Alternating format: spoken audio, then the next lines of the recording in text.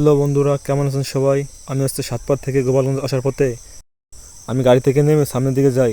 দেখি রাস্তার মাঝখানে একটা গাড়ি, যার কারণে সব গাড়ি দুই পাশে দাঁড়ায় রয়েছে, যাইতে পারতেছে না। এরপরে আমি সামনের দিকে আগে যাই। আগানোর পরে দেখি একটা ট্রাক পুরো রাস্তার মাঝখানে দাঁড়ায় রয়েছে। এরপরে দেখি নিচের মধ্যে আর একটা ট্রাক। এই ট্রাকটা ওঠানোর চেষ্টা করতেছে।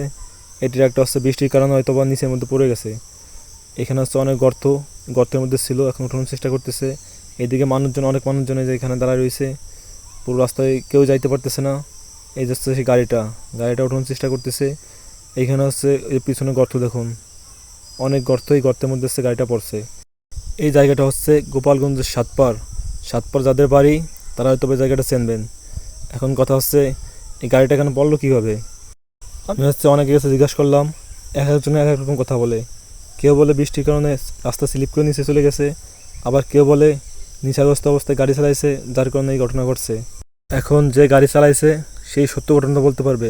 যাই হোক, এর নিচে কোনো বাড়িঘর থাকলে সেই ঘরের উপর যদি গাড়িটা পড়তো, ঘরের মধ্যে যারা থাকতো সবাই মারা যেত।